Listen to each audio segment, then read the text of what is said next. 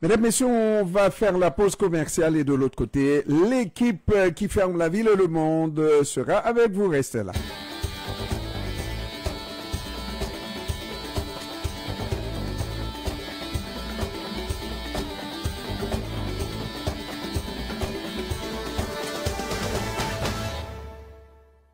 Tandem bien.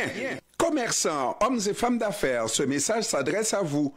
Vous rêvez souvent de placer des annonces à CEPAM pour favoriser le développement de votre entreprise, mais vous avez chaque fois repoussé à plus tard la démarche. Fini cette indécision avec le programme de la visibilité pour les petites entreprises. Quel que soit votre budget, il y a un créneau qui fera votre affaire à coup sûr. Ne cherchez pas bien loin, votre clientèle cible nous écoute. CEPAM, c'est pas nous toutes. Notez que le programme de la visibilité pour les petites entreprises est en place pour une durée limitée. Appelez-nous tout de suite 514-790-2726. Si ce message vous a atteint, le vôtre atteindra votre client sur CEPAM. CEPAM, c'est pas nous toutes. Ah, l'émission Les Dimanches d'Aspen ce dimanche. Carrousel. L'équipe composée, en l'absence de Françoise Bourdu, de Sheila Case et Martial Lamy, discutera, à l'occasion de la tenue du sommet du G7, du dérèglement climatique. À qui la faute? Et après, devine qui vient en entrevue avec madame. Mais le président du Fonds 1804, Édouard Stacco en personne. Entre les deux, place au sport, tous les sports ou presque, avec Jean Bernier. Et comme toujours, la dernière heure de l'émission sera réservée au Tour de la Cour. Un tour du monde fait d'actualité et commentaires des news avec Henri Saint-Fleur. Dit comme ça, les Dimanches d'Aspen restent une émission sans prétention. Mais l'animer dans la bonne humeur, seul Asma Heurteloup en a le secret. D'ailleurs, c'est officiel. Les Dimanches d'Asma, encore le plus grand rassemblement virtuel autorisé chez vous, les dimanches de 10 à 14 sur le 14-10.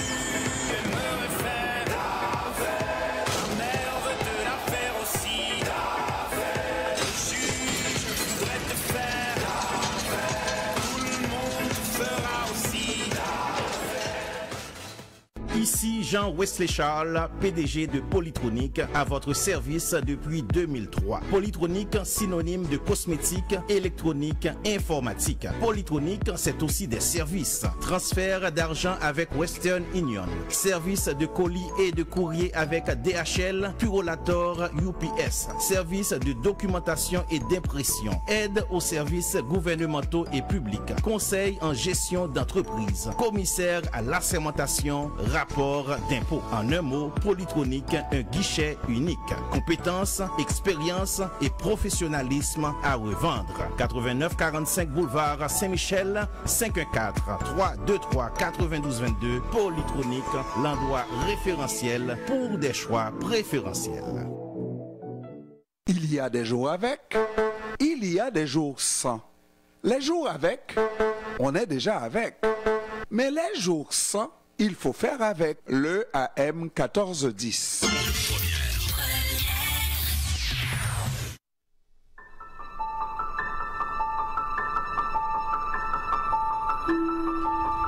Les enfants, le travail, les transports, on court, on se bouscule, on se salit, on s'insulte. Arrêtez tout. Le samedi vous fait grâce. Musique, littérature, sport, cinéma, analyse et commentaires, l'information sous toutes ses coutures, avec Jean-Ernest Pierre et son équipe, tout à meilleur goût le samedi. Grâce matinée, votre petit plaisir du week-end.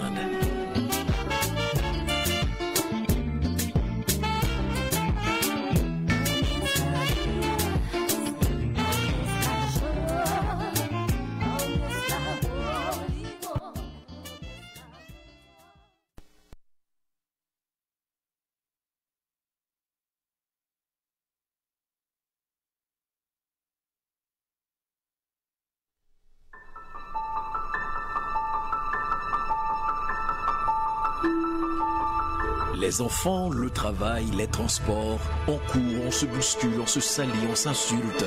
Arrêtez tout. Le samedi vous fait grâce.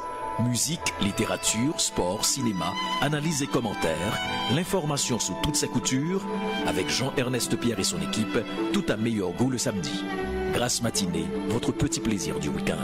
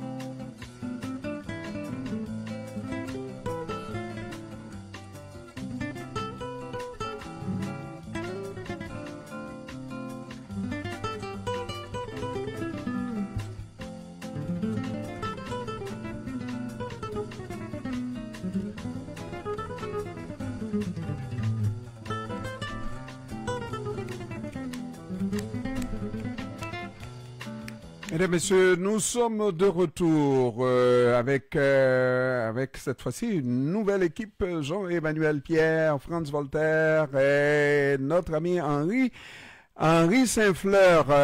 On est là pour fermer la ville et le monde. Bonjour, Franz Voltaire. Allô, Franz Voltaire. Est-ce qu'on a déjà...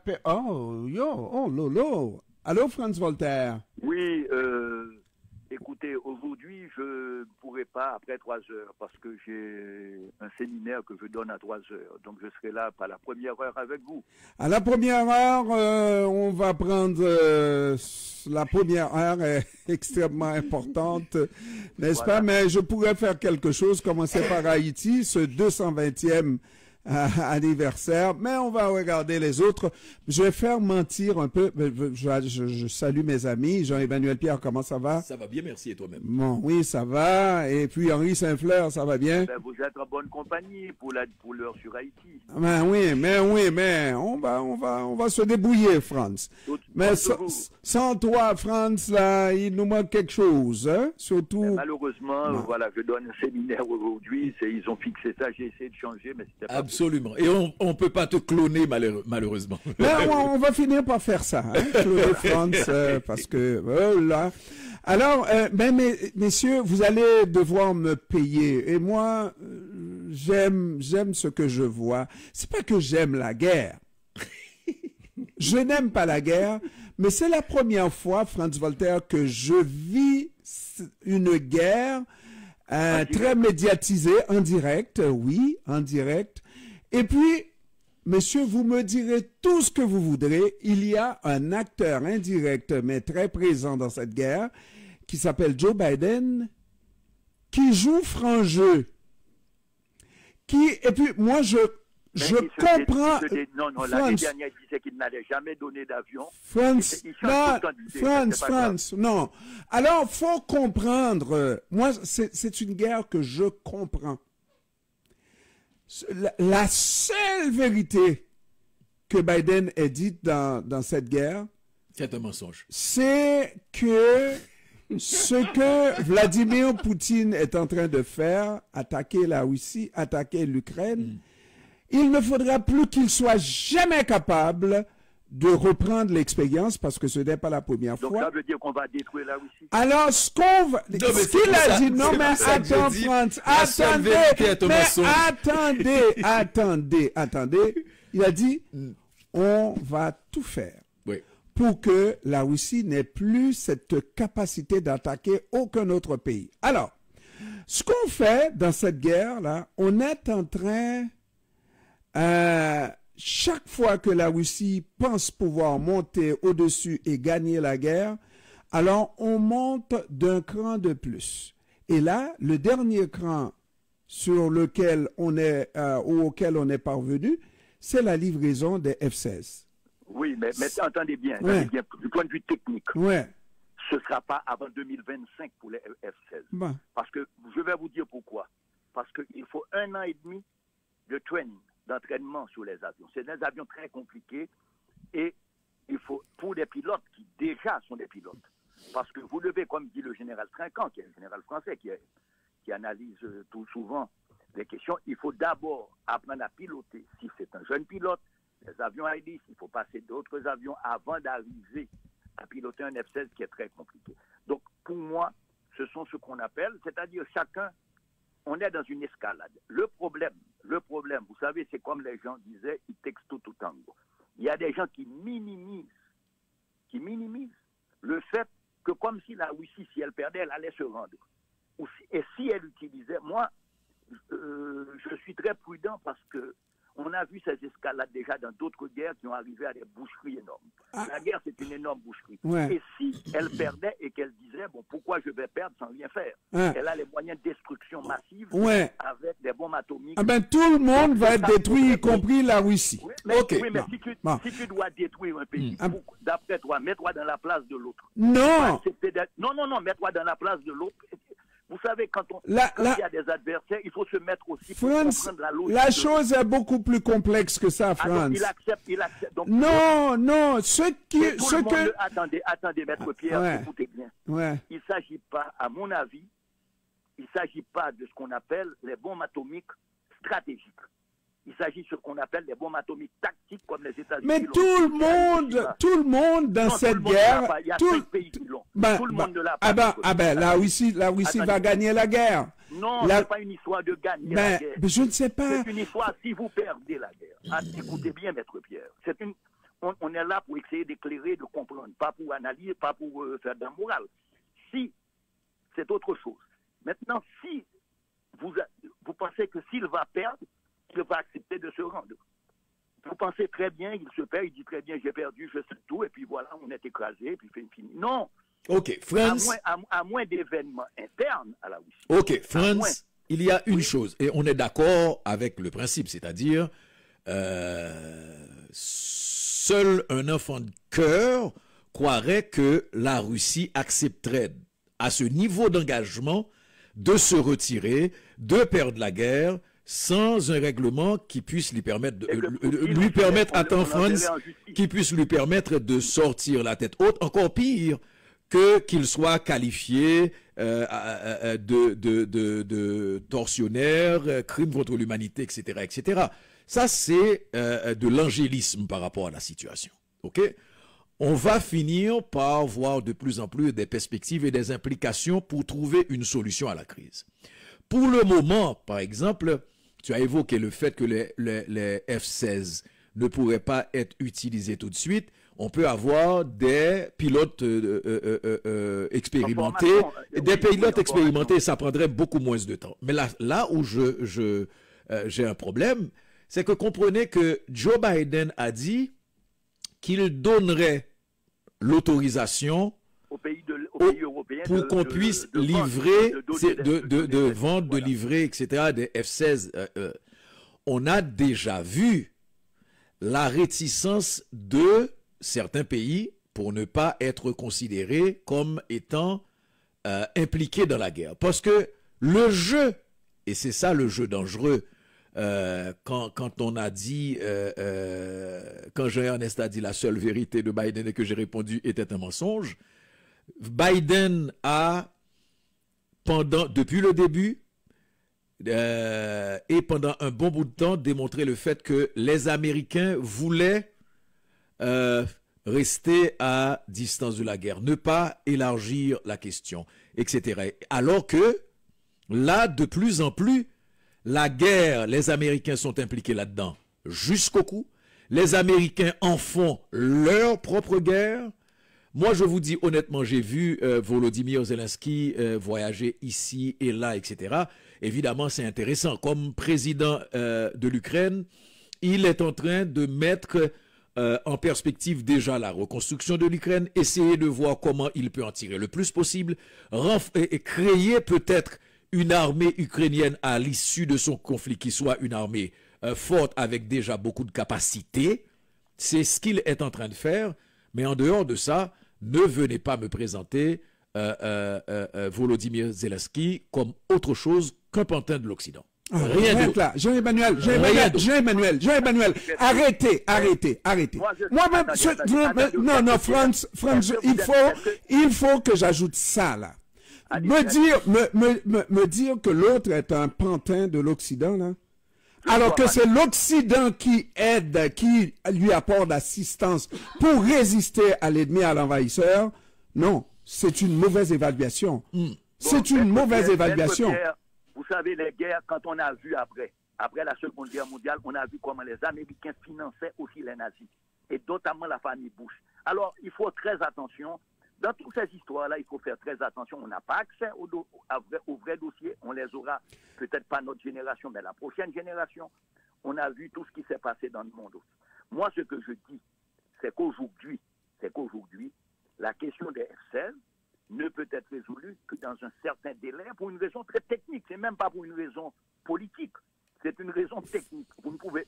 Parce qu'il faut avoir un modèle d'engagement, c'est pas aussi simple que l'armement. Franz, là où je suis en désaccord, non, les généraux américains. Alors, Maître Pierre, vous êtes un spécialiste. Moi, je ne suis pas un spécialiste. Je ne suis pas un spécialiste, mais ce que je sais, c'est que Volodymyr Zelensky a demandé ces F-16-là en sachant très bien qu'on ne monte pas un F-16 comme on monte à bicyclette. Ils savent. Moi, l'expérience, parce que des fois, on analyse peut-être à la lorgnière de nos espérances, d'une fin de guerre, de telle manière. Je vous avais dit que la fin de l'hiver, si Vladimir Poutine n'avait pas obtenu satisfaction par rapport à ces pays de la région, ces pays qui sont impliqués dans cette guerre, pas seulement les États-Unis, ces pays européens qui dépendent du pétrole, de l'essence de la Russie, comme l'Allemagne, etc., que ces pays-là s'en sortent à bon compte. Le gaz, Jean-Franz, si ces pays-là s'en sortent à bon compte, c'est la fin. Non, il n'y a rien, Franz. Il n'y a pas ces peuples-là qui sont sortis dans les rues, Franz. Faisons attention pour ce qui sort. Non, nous sommes dans une société différente. Je voudrais juste mettre 2 points. Quand on parle sur la question des F-16, je pense qu'on est dans l'après-guerre. C'est-à-dire, si un accord est fait, ça va dépendre de plusieurs choses. D'abord, est-ce que la contre-offensive ukrainienne va réussir? Ça, c'est une première chose. Quelle sera l'attitude de la Russie si l'Ukraine arrive à percer le front? 3, est-ce que la Russie ira jusqu'au bout? C'est-à-dire avec l'usage, comme le disent certaines propagandistes, qui sont à la télévision, ou certains analystes, est-ce qu'il ira pour l'usage de bombes atomiques tactiques? S'il voit on a vu comme les revirements qu'il y a eu, par exemple, en Syrie. Donc, il faut il faut mettre en place plusieurs choses. C'est-à-dire, est-ce que ça peut aller? Vous savez, il y a un problème qui m'inquiète beaucoup et qui inquiète aussi l'énergie atomique mondiale, l'institut qui contrôle cela. C'est-à-dire, si Zaporizhzhia tombait, vous avez des centaines de milliers de gens qui vont être affectés. Parce que je ne parle pas de la ville, je parle de la centrale nucléaire. Donc, vous avez des points où est-ce que, si les adversaires se sentent perdus, ils n'utilisent pas tous leurs moyens. Donc, ce sont toutes ces questions qu'il faut poser. Alors, on n'a pas de réponse. Pas de réponse. Mais de là, on n'a aucune certitude. Alors, parce qu'il y en a un qui est payé pour ne rien dire à cette émission, il faut lui laisser la chance de dire quelque chose. Et on a l'impression, Henri, que c'est une guerre qui suit une courbe, mais la courbe que veut bien, contrairement à ce que disent mes amis, Vladimir Poutine. Là, quand Vladimir Poutine met de la gomme, eh ben, on veut monter toujours plus haut de manière à faire en sorte qu'il ne gagne pas cette guerre. Ça, c'est très clair quant à moi. Et on doit comprendre que c'est pas Volodymyr Zelensky, il n'en a pas d'armes atomiques, il les a remises à la Russie, n'est-ce pas? Eh bien, c'est pas lui qui va utiliser l'arme atomique, c'est tous ces pays qui le supportent. Si jamais la Russie utilise l'arme atomique, eh bien, oui, l'Occident va utiliser l'arme atomique aussi. Ah bon, ça va être la destruction. Ça va être la destruction. Mais on dit que l'Allemagne va mourir. Non, mais regardez. Vous avez vu, hein, c'est ce qu'on disait. Ouais. On disait que l'Allemagne allait être plus frileux, mais l'Allemagne offre des chars de fabrication américaine et tout ça là. Tous ces pays-là sont dans la guerre et en support à l'Ukraine. Encore, Franz Voltaire, c'est étonnant, tout ce qu'on disait, que le monde occidental, il allait y avoir un trou dans l'armure, n'est-ce pas? Non, c'est une union très ferme derrière Volodymyr Zelensky. Nous sommes 15 mois après le début de cette guerre. Oui, mais il n'y a aucun analyste occidental qui l'a dit. Hein. Ça, c'est autre chose. Nous sommes 15 mois. Non. Oui, mais 15 mois, l'Ukraine a perdu 9 millions de gens. Mais la Russie en a perdu autant, au moins autant. Non, oui, mais la Russie n'a pas été détruite physiquement. Il faut comprendre. Mais qui va payer pour cette destruction? Vous pensez que les Russes vont payer, on va voir. Ils vont se rendre. On va voir les négociations, France. Non, il n'y aura pas de négociation. Parce que les Russes calculent, et moi je vous ai dit ça quand vous pensez que la guerre allait s'arrêter vite. Je vous ai dit c'est une guerre très longue. C'est une guerre très longue et ça va être très difficile. Maintenant, moi je ne sous-estime aucun adversaire. Et c'est l'erreur de tous les gens. Peut-être les Russes ont fait l'erreur initiale de sous-estimer la résistance ukrainienne. Donc il faut tout calculer et mettre des hypothèses. On n'a pas de réponse à ce qui va se passer. Et je vous dis, vous pensez que quand vous dites que l'Occident va... Qui est-ce? Il y a les États-Unis vont utiliser l'arme atomique. Oui, alors, France. Pour s'autodétruire. Non, mais France, l'arme atomique sera utilisée. Ah bon? Si Vladimir Poutine utilise... Et vous allez remarquer, chaque fois que cette guerre arrive à une étape, n'est-ce pas, où Vladimir Poutine est en difficulté, c'est là qu'on fait miroiter la possibilité d'utiliser l'arme atomique. Oui, mais ce qu'on appelle... Attendez, maître, vous savez ce qu'on appelle, c'est-à-dire c'est de préparer les gens à l'utilisation de l'arme. Ce n'est pas l'utilisation de l'arme, c'est de préparer les gens psychologiquement à l'utilisation de l'arme. Moi, je ne sous-estime pas ça. Ce que je vous dis, et puis je vais arrêter là, parce qu'il faut laisser à notre ami invité, dès que je ne serai pas là. Mais il faut rappeler deux choses. Aucun pays ne va s'autodétruire pour un autre. Ça n'existe nulle part. Maintenant, les pays qui ont des problèmes, et eux, ils n'ont pas l'arme atomique, c'est les pays du front, c'est-à-dire les pays de la Baltique, la Pologne. L'arme atomique, il y a 3 pays qui peuvent l'utiliser dans ce contexte. La France, dans la doctrine nucléaire française, écoutez, tous les généraux français n'utilisent l'arme atomique que si la France est attaquée, physiquement. L'Angleterre, c'est la même chose. Les États-Unis, on dit, on donne l'F-16, mais ce n'est pas nous. On donne l'autorisation à des pays qui disposent. Moi, je crois qu'on est déjà dans ce qu'on appelle... Alors, on aura fait tout ça. Moi, cette logique-là, Henri, on va te laisser aller, là. Le monde occidental aurait fait tout ça, et puis, à la finale, la Russie lâche la bombe atomique, et puis la Russie part avec les 2 morceaux de robot. Non, c'est pas comme ça que ça va se passer. Attendez, donc tout le monde... Et si c'était... Et si, France, c'était ça... Si la Russie n'avait pas une certaine crainte qu'elle subisse les conséquences d'un tel acte, elle aurait déjà utilisé l'arme atomique. Elle aurait déjà utilisé l'arme atomique. Non. La Chine en tout cas.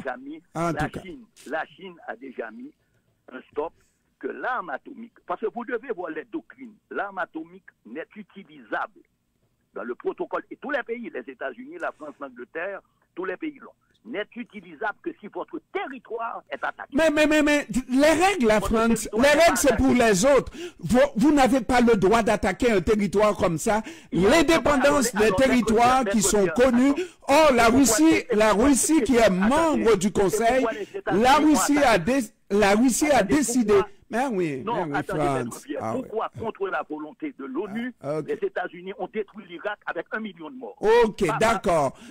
Mais maintenant, on ne pose pas la même question. On ne pose pas la même question. D'accord. Pourquoi, par exemple, des pays occupent et qu'on n'en parle pas?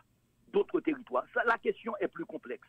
Ce sont des politiques de force. Maintenant, la Russie, elle s'est confrontée à la résistance ukrainienne. Et ça, elle ne s'y attendait peut-être pas. Ça change le cours de la guerre. La Russie occupe encore peut-être entre 18 et 20% du territoire que l'Ukraine considère comme son territoire. Mais écoutez, c'est-à-dire, vous croyez que les gens, maintenant, s'ils sont attaqués, ils vont s'autodétruire. Ça n'a jamais existé. Personne ne s'autodétruit. Alors, d'accord. Oui, Henri. Non, je trouve très fascinant tout ce que vous dites, mais je pense que vous avez oublié quelque chose de très important. C'est que, deux choses. La première, c'est que Biden vient de trouver son casus belli.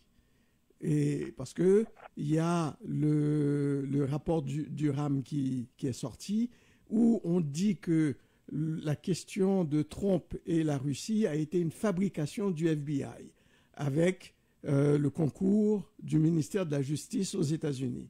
Donc, plus la question de Biden fils, tout ça ensemble permet ou force Biden à autoriser l'utilisation d'armes, mais d'armes qui viendront en action probablement dans un an et peut-être plus. Mais ce qu'il ne faut pas oublier aussi, c'est qu'il y a une question économique derrière tout ça. Les F-16, c'est déjà du passé.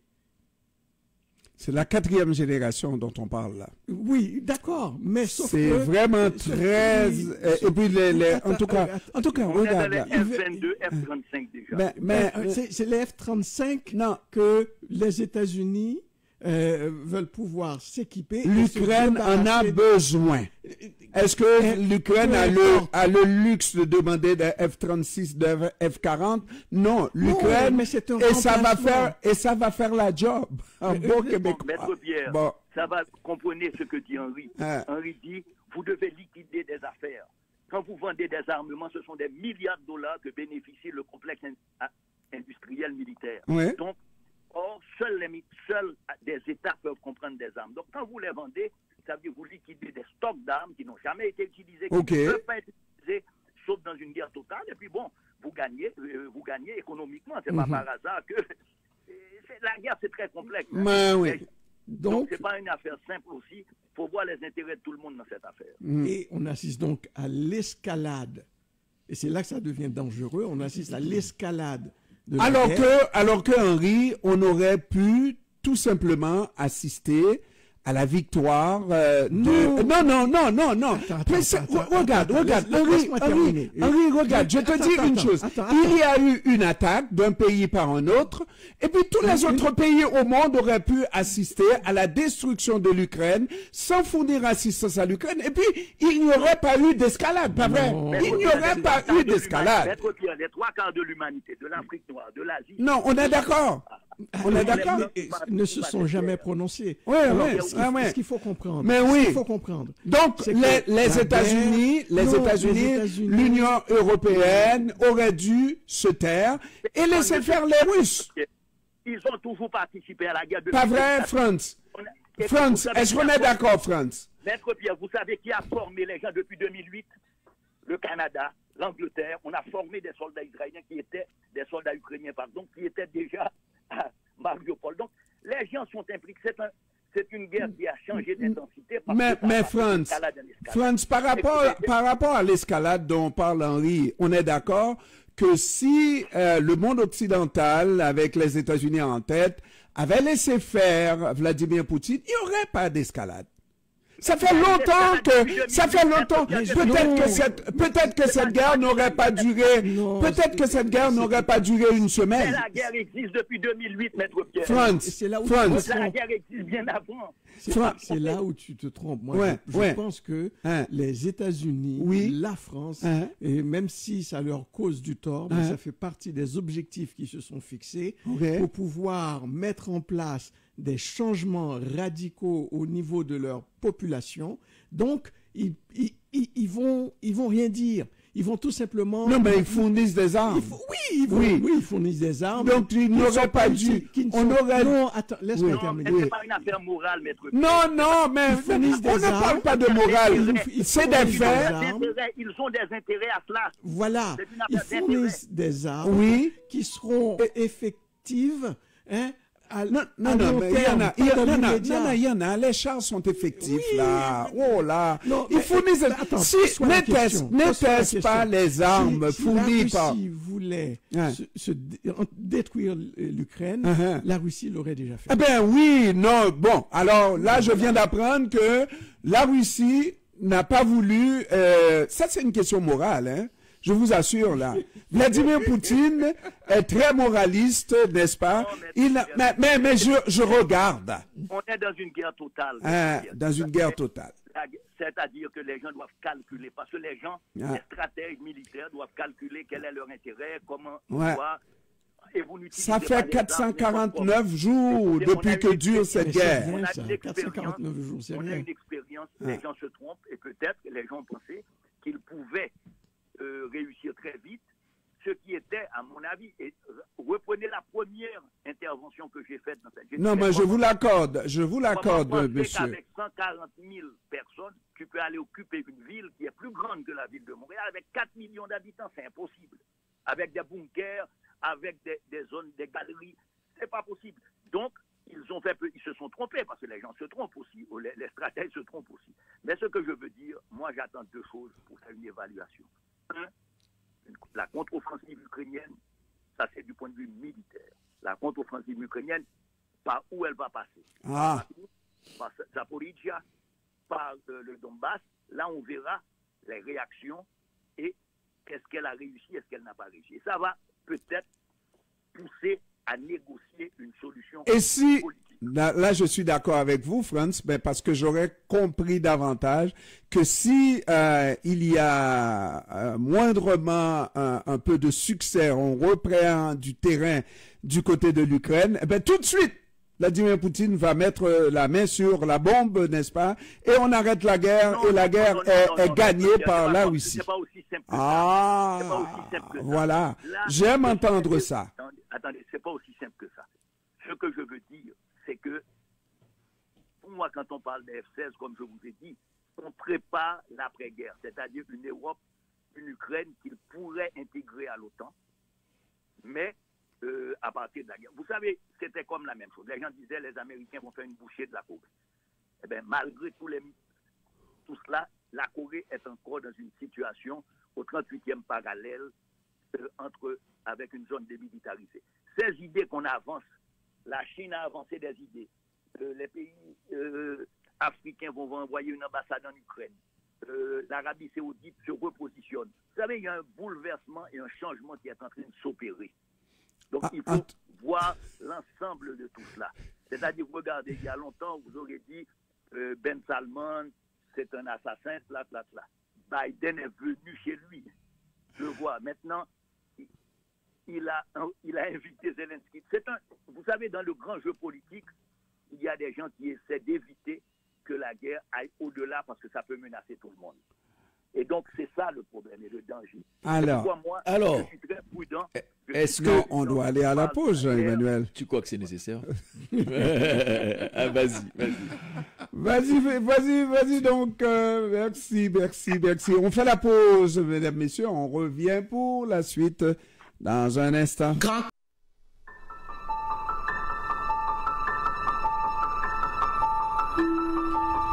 Les enfants, le travail, les transports, on court, on se bouscule, on se salit, on s'insulte. Arrêtez tout. Le samedi vous fait grâce. Musique, littérature, sport, cinéma, analyse et commentaires, l'information sous toute sa couture, avec Jean-Ernest Pierre et son équipe, tout à meilleur goût le samedi. Grâce matinée, votre petit plaisir du week-end.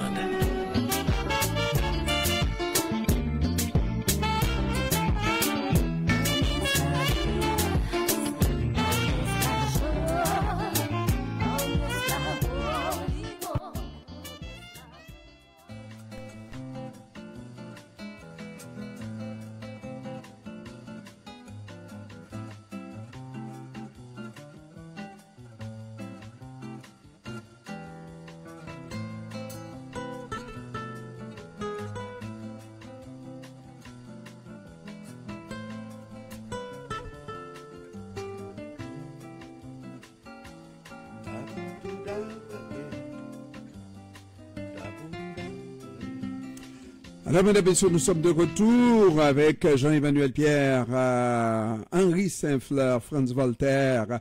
Mais c'est vrai, messieurs, si on nargue Vladimir Poutine, moi, dans mon pays, ça fait longtemps que Vladimir Poutine commencerait à lancer des pierres parce que le monde occidental le nargue beaucoup.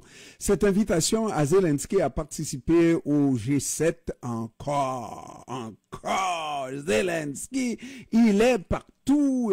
Vladimir Poutine doit le voir dans son bol de céréales le matin.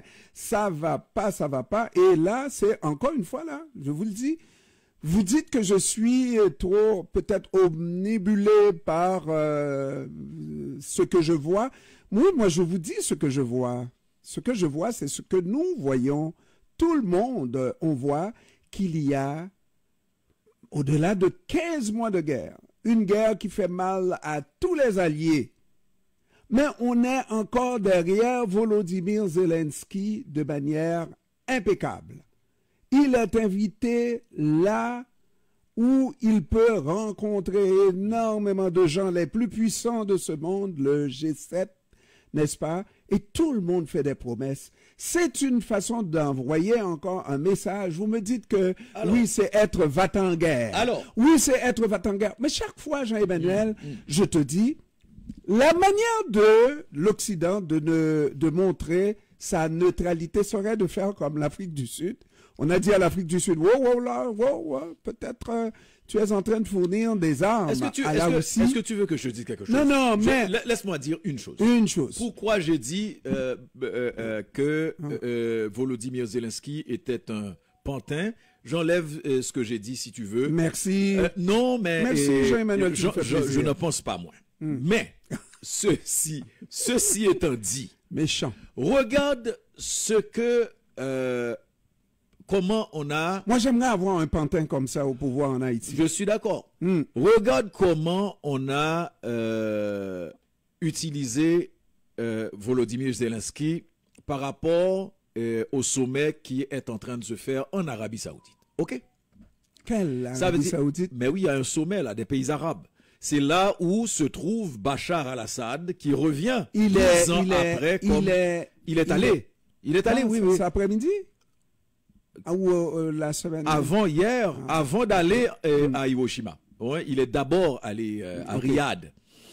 Alors, tu as une zone qui décide de garder ses distances et qu'on pourrait plus interpréter comme étant proche de la Russie. On ne peut pas douter du fait qu'il y ait des intérêts économiques. Les intérêts économiques. Les accointances aussi entre la Russie et la Syrie, le président syrien qui revient en force, etc.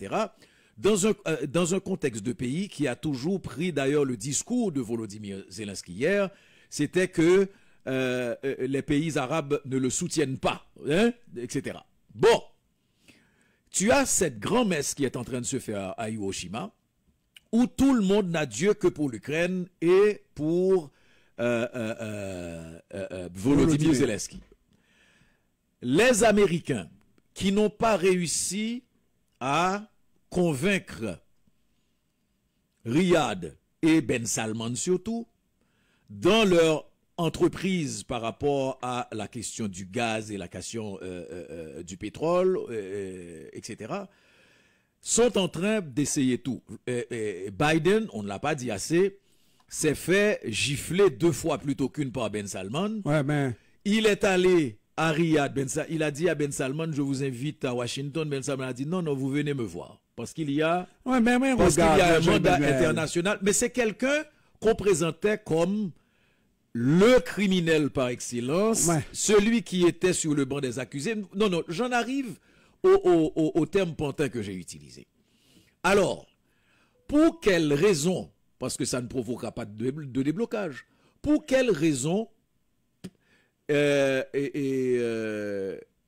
Volodymyr Zelensky est allé à cette rencontre avec, mieux encore, sentant le cynisme de Ben Salman, et je ne suis pas le seul à lorgner dans cette direction. J'ai posé la question hier matin à France d'ailleurs.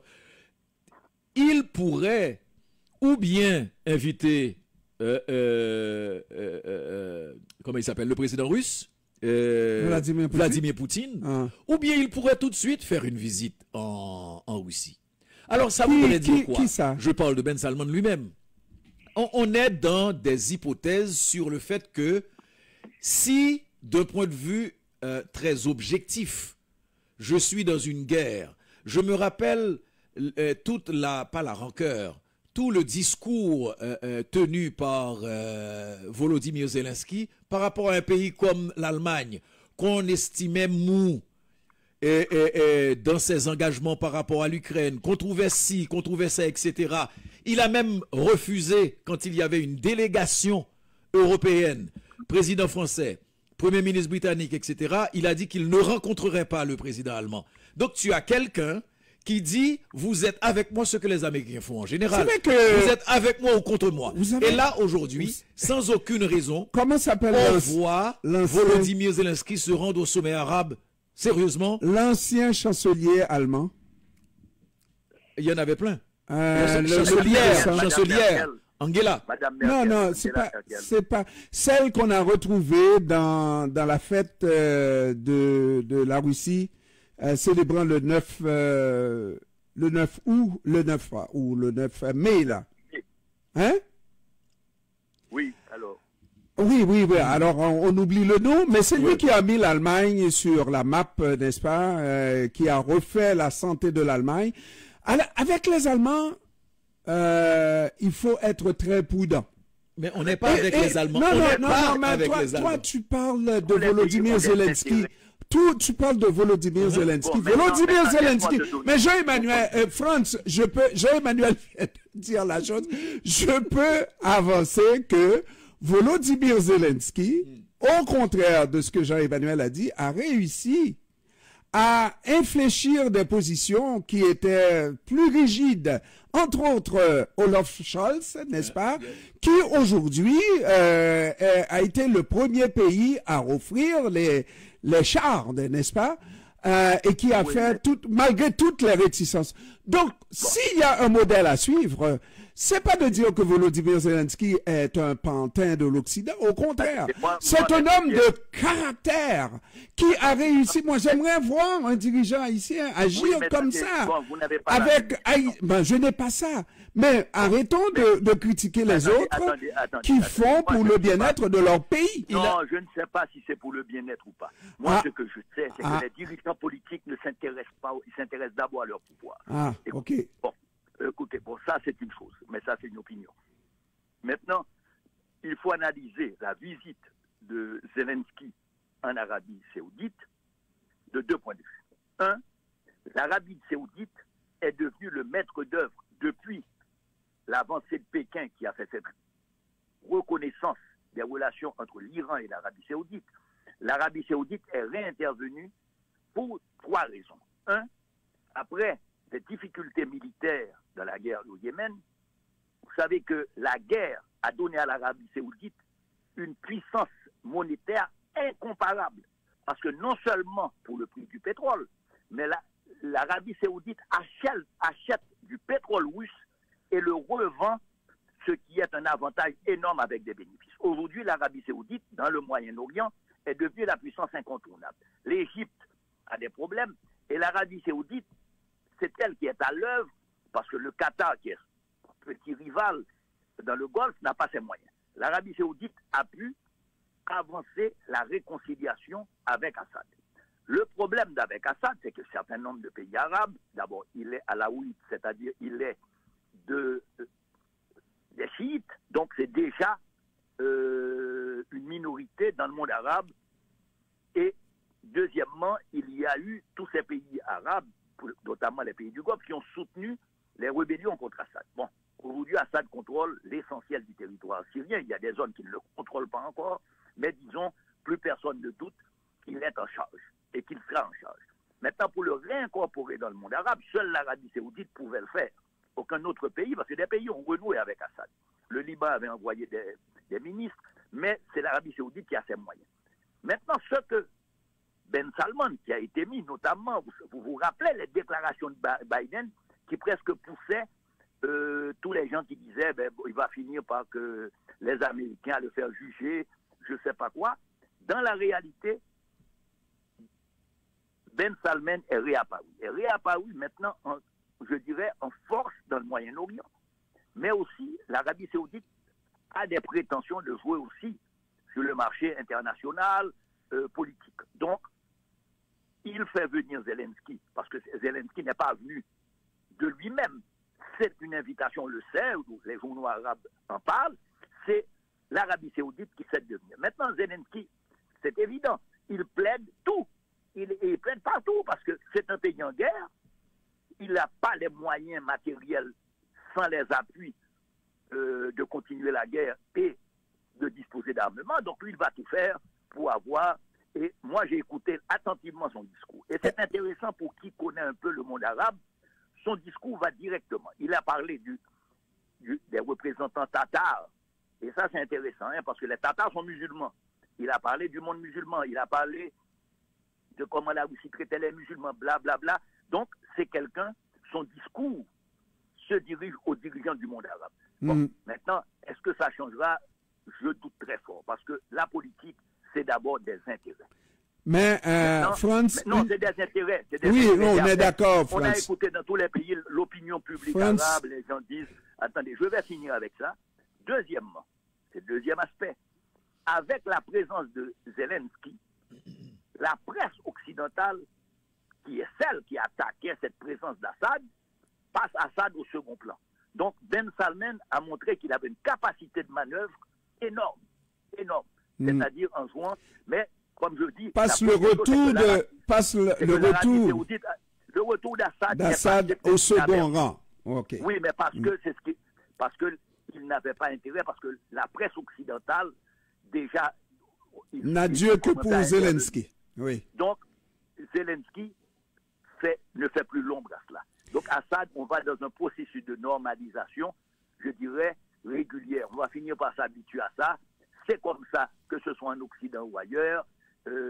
Alors, on monte sur ces grands chevaux, mais les gens, écoutez, il y a des ONG, Amnesty International, qui continuent à protester, mais les dirigeants vont commencer à le reconnaître un à un. Déjà, en France, les gens disent, on n'a aucun intérêt à ne pas le reconnaître. La Syrie a fait partie de nos zones privilégiées dans le Moyen-Orient, alors il faudrait renouer avec ça. Donc on voit que les discours changent.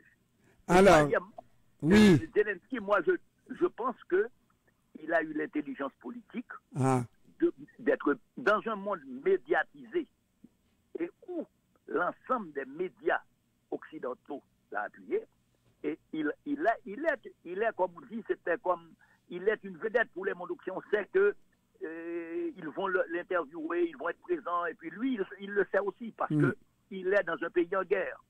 Donc maintenant, on va voir, comme je dis, moi, je vais attendre pour voir cette fameuse contre-offensive, est-ce qu'elle réussit, où elle va se passer. Mais France... Ça va déterminer la direction de la guerre. La direction de la guerre, le général français disait, il n'a qu'une seule chance.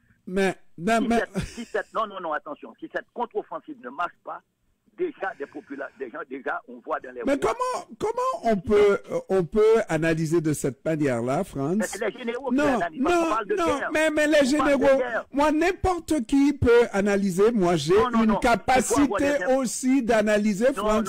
Je regarde, on est dans le Bakhmout, France. On est dans le Bakhmout, France. France, laisse-moi terminer là-dessus, France. On est dans le Bakhmout, on fait un forcing sur l'armée ukrainienne, et puis c'est le dernier retranchement, il reste un pouce de terrain à prendre, toutes les routes sont fermées, ce n'est qu'une question d'heure pour que Bakhmout tombe, et voilà, c'est comme si ça aurait été la victoire. Je mets le conditionnel. Ça aurait été la victoire parce que Bakhmout a pris une importance capitale dans cette guerre. Parce que c'est ce qu'on appelle... Mais laisse-moi terminer, France. Mais dans le fond, là, oui, ça n'a pas réussi à la Russie. Et la Russie est en train de reculer sur le terrain de la guerre à Bakhmout, France.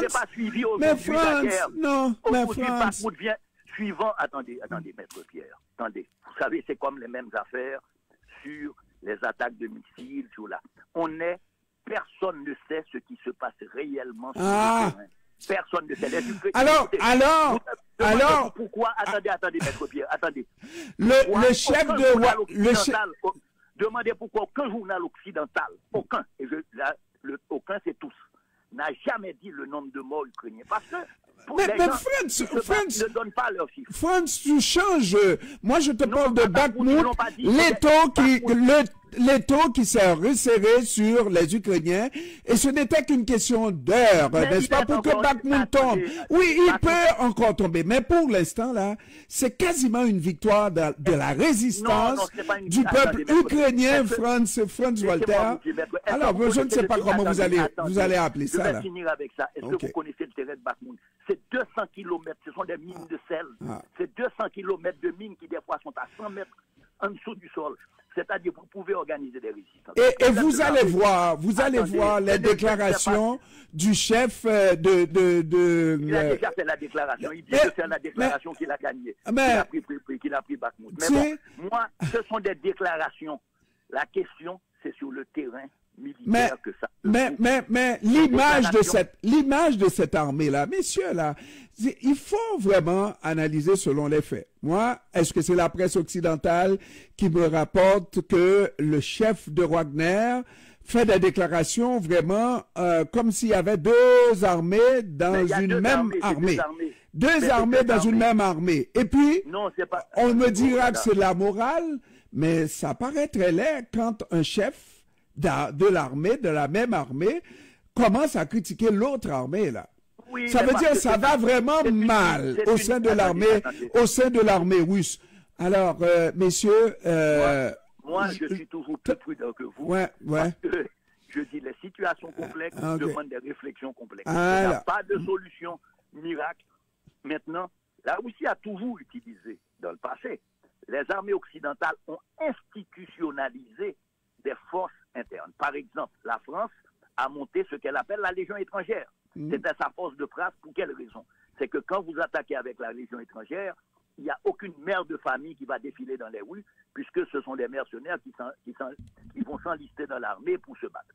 Comme vous avez Bakhmout, ce sont des délinquants, des gens qu'on a recrutés, et donc on utilise le moins possible, je dirais, l'armée, parce que on les laisse faire. Et quand ils tombent, on se libère de deux choses.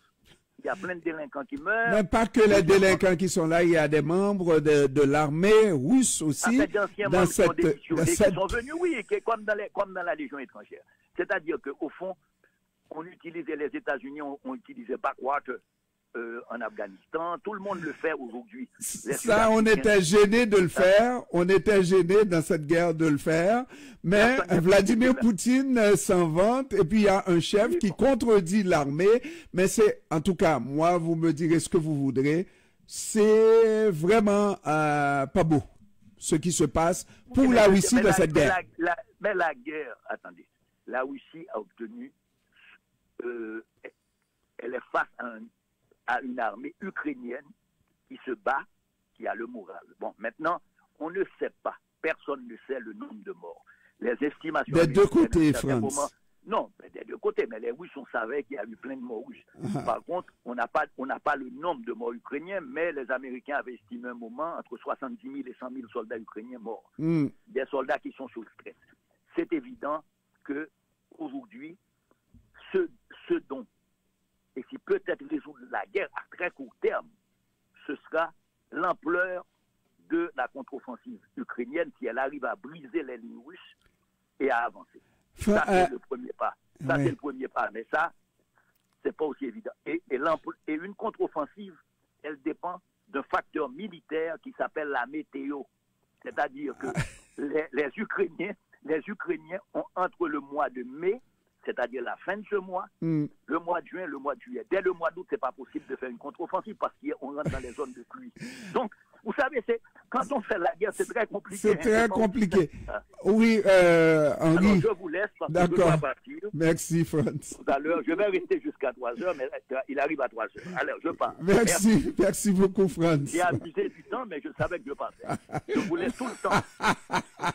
Merci, Franz. Bye bye. Attention à toi. Il a assez donné pour partir. Mais pendant ce temps, lui, il ne donne absolument rien. Hein? On va lui demander de crier à bas. Tu m'as interrompu à maintes reprises. Oui. Non. Hein?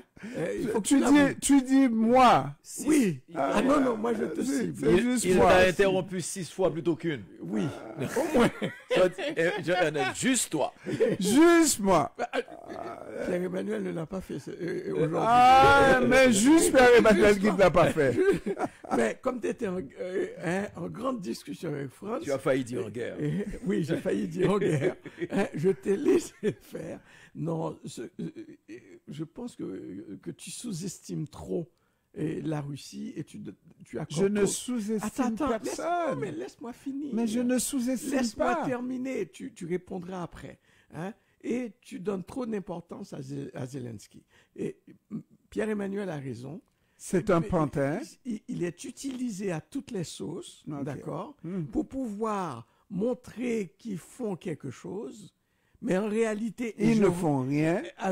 Je reviens à ce que je disais au départ, c'est que Biden a donné l'autorisation aux autres pays, et en plus de ce que j'ai lu, c'était conditionnel. Hein, c'était pas encore quelque chose de ferme. Mais c'est parce que à la maison, il est sous pression pour deux choses qui font la manchette aux États-Unis ces jours-ci. Cette question de Trump-Russie, où Durham, le conseiller spécial, a dit a dénoncé le procès qui a été fait. Et deuxièmement, il y a le truc de son fils qui est toujours pendant. Donc, il veut montrer, et c'est ce que j'appelle le casus belli, il a trouvé son cas de guerre, donc ça devient le motif pour essayer de faire oublier ce qui se passe chez lui pour pouvoir développer la guerre. Et c'est pour ça que je parle d'escalade. Tu as droit à ton opinion. Oui, tout à fait, bien sûr. Mais je ne la partage pas avec toi. C'est normal. Parce que, en principe, de ce que j'ai appris depuis quelques années, ce qui intéresse les Américains, parce qu'on regarde des élections en 2024, et les Américains, lorsqu'ils votent, c'est ce qui concerne l'intérieur du pays, le territoire, pas ce qui se passe sur la scène internationale. Pas ce qui se passe. Le pays n'est pas en guerre officiellement. Le pays n'est pas en guerre. Le pays supporte l'Ukraine, mais le pays officiellement n'est pas en guerre. Alors, cela dit... Mais le pays n'est peut-être pas en guerre pour le moment, mais il prépare sa réélection. Il prépare sa réélection, oui. Et puis, si ça peut l'aider, il faut croire que n'importe quel politicien, mais je ne crois pas. Et c'est ça que je vous dis, les sondages ne le disent pas. Ce qui va être extrêmement important, c'est des questions comme l'avortement. C'est ça qui va faire le cheval de bataille de Biden dans cette élection. Pas l'Ukraine, là. Pas l'Ukraine. L'Ukraine est secondaire, vient longtemps derrière. Cela dit, moi, j'aime cette analyse qui veut que on se sert de Volodymyr Zelensky comme d'un pantin. Et pour montrer qu'on est en train de faire des choses, mais on est en train de rien faire. C'est à peu près cela qui s'est dit, ou je paraphrase. Et je regarde là, savez-vous, c'est une guerre qui est presque à 450e, son 450e jour presque. C'est très peu. C'est pas ça qui est important, mais une guerre qui a lieu entre peut-être la deuxième ou la troisième puissance militaire au monde et un pays ordinaire, ce pays-là qui a remis l'arme atomique dont il disposait à ce pays envahisseur. Mais c'est une guerre qui aurait dû durer une semaine, pas plus. C'est comme les Arabes ont subi la guerre de 6 jours, n'est-ce pas? Ça aurait dû être 6 jours. Et puis on finit là. Non, mais regardez, si les Ukrainiens sont encore dans cette guerre-là, c'est grâce. Et vous nommez la chose sous toutes ses formes. Vous dites que c'est le pantin, c'est etc., c'est l'escalade, etc. Mais c'est grâce au support du monde occidental, au support du Canada, au support de l'Allemagne, au support de tous ces pays-là. Oh, les gens qui sont contre, là, ce qu'ils disaient, mais vous allez voir, là, il va y avoir les peuples de ces pays-là vont se révolter en hiver quand ils vont manquer de chauffage. C'était ça, l'analyse. Et vous avez vu, là, l'hiver est passé. L'hiver est passé, on vit sans le pétrole russe, on vit sans le pétrole russe, sans le gaz russe, et puis ça continue. Ça continue le support à l'Ukraine, parce que ce qui arrive, mon cher ami, c'est que ces pays qui sont proches, la Russie est en Europe, mais c'est comme si la Russie n'était pas en Europe. C'est un pays étranger quasiment pour les Européens. Et ces pays se sentent menacés par surtout le dernier geste d'envahir l'Ukraine. Et on veut donner une leçon à Vladimir Poutine de ne plus recommencer. Moi, c'est ce que je comprends. C'est ce que je comprends. Et savez-vous comment ça va finir? Moi, je lis dans le Mar de Café. Vous voyez que la Chine qui ne veut pas, qui n'a aucun intérêt que la Russie tombe et perde cette guerre, la Chine va arrêter la guerre. Moi, je vous le dis. Je vous regarde dans les yeux, là. La Chine va arrêter la guerre. C'est ce que j'ai souligné tout à l'heure. Alors, il y a plusieurs initiatives. Celle qui a le plus d'influence, c'est la Chine, parce que la Chine a un projet que cette guerre est en train de saboter, d'hypothéquer considérablement, qui est le chemin de la soie. C'est clair. Mais bon, tu vas voir, il va appeler à la publicité tout de suite. La pause publicité. Non, mais si tu veux. Je m'en vais, messieurs. Je reviens. Parlez-vous. Mais dites, continuez à dire que l'Occident ne fait rien, ne fout rien. Parce que Volodymyr Zelensky est un pantin. Non, mais la chose, Jean-Ernest, oui, Jean-Ernest, je le redis, dans la forme qu'a pris la guerre, ok? Dans tous les risques qu'il y a, dans la prudence de certains secteurs, et pas des moindres importants, c'est à la limite une guerre entre la Russie et l'Occident, et puis des silencieux, parce qu'il faut regarder aussi, et c'est pour ça souvent je dis, la presse traditionnelle garde tellement, sélectionne tellement, qu'il y a des prises de position qu'on ne relate pas.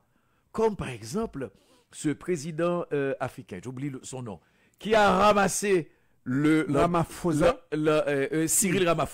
de l'Afrique, qui a ramassé l'Allemagne sur le fait que vous n'allez pas venir nous dire avec qui faire affaire, et que vous pensez, et c'est vrai, vous pensez que l'Afrique est en train de redéfinir ses relations avec d'autres pays, avec d'autres continents, pour sortir d'un contexte de colonisation par rapport à l'Occident et aller vers une colonisation chinoise. Accepter que la Chine arrive non, il y a une redéfinition des cartes mondiales qui est en train de se faire, des paramètres et aussi des rapports. J'ai de mauvaises nouvelles pour Ramaphosa. Ça va se passer comme ça. Mais non. On fait la pause. Mais non, là, il fait de la provocation. On fait la pause, mais messieurs, on revient pour la suite dans un instant. Ici Eric Giragal. Avec moi, vous écoutez CPAM, Radio Union à Montréal.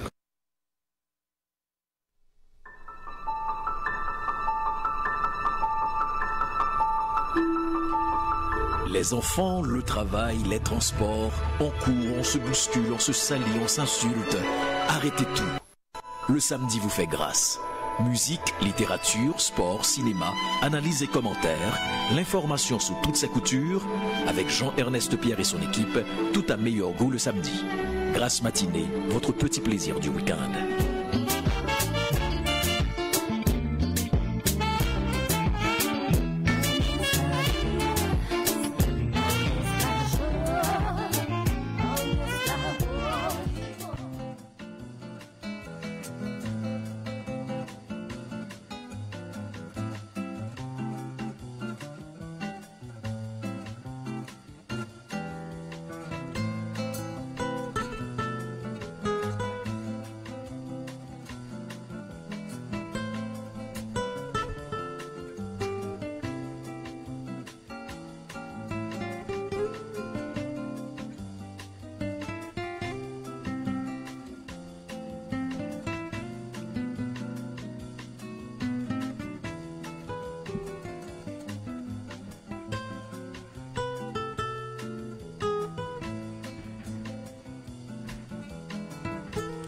Alors, nous sommes de retour avec Jean-Emmanuel Pierre et Henri Saint-Fleur et moi-même. Bon, on est là.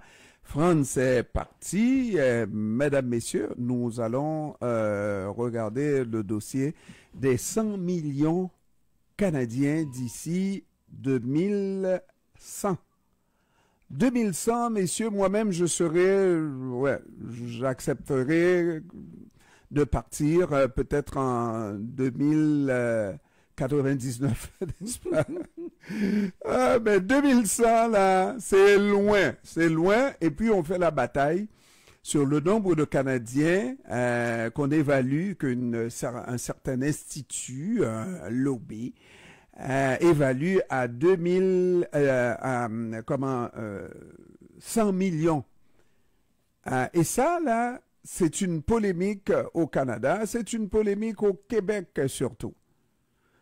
Moi, j'aime l'analyse qu'a faite mon invité cette semaine à propos des 100 millions, mais de toute façon, c'est pas l'immigration, là. Sans l'immigration ou avec l'immigration qu'on a, le seuil qu'on a aujourd'hui, parce qu'on a fait un amalgame au Québec avec l'augmentation de 500 à 500 000 Canadiens par année préconisée par Justin Trudeau, et dire que, bon, c'est ça qui va faire en sorte que le Canada va être avec une démographie de plus de 100 millions de Canadiens, et les Canadiens, mais davantage les Québécois, seront noyés dans une mer d'étrangers, ils ne se reconnaîtront pas, ils perdront leur culture. Et puis on continue à faire du millage sur cette façon d'analyser, alors que de toute façon, il reste environ 77 ans pour atteindre 2100. En 77 ans, la progression sera faite de manière naturelle. On sera autour de 100 millions au Canada. Est-ce qu'il faut les plonger, les noyer, les Canadiens, ou demander à ces Canadiens d'arrêter de multiplier, de croître la terre et de multiplier la terre? Je ne le sais pas. Mais si on peuple le Canada de la même manière dont on le fait, on fait venir des étrangers, des immigrants de la même manière, pas plus, pas moins, on sera à 100 millions au Canada. Mais qui peut utiliser de la démagogie comme ça? Alors, quand je disais que moi, je suis assez fier de voir ce qui se passe, même aux États-Unis, pour dire que peut-être qu'un jour, on va arrêter l'époque, ou en tout cas l'ère de la démagogie et du mensonge, et que la vérité reprendra sa noble place. Mais non, on semble vouloir utiliser cette méthode ici aussi au Canada, parce que tous les calculs donnent que si on continue de la même manière, on sera à 100 millions d'ici 2100. C'est quoi le problème? Bon. Ce qu'il faut comprendre, et c'est un débat agité systématiquement par la droite nationaliste, par les identitaires,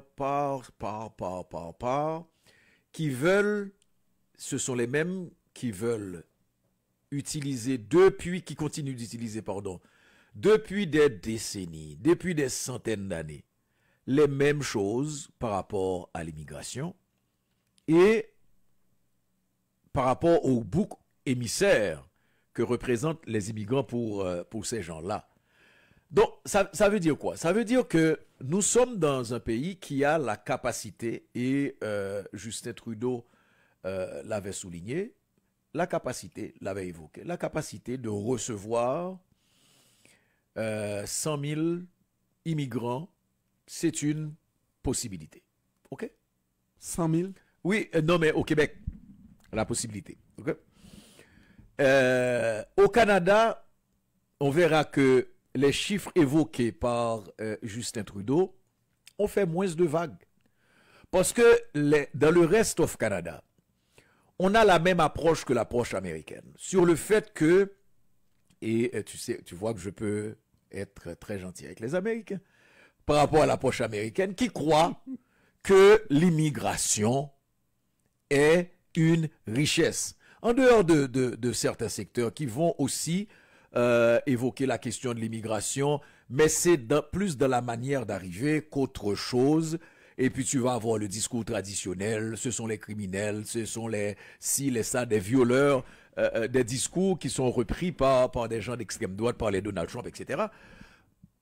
Mais les Américains savent, comme le Canada, c'est un pays d'immigrants. Combien de fois faudra-t-il rappeler à ces gens-là que le Canada est un pays d'immigrants, comme les États-Unis, sauf que les États-Unis, les Américains ont intégré cette chose.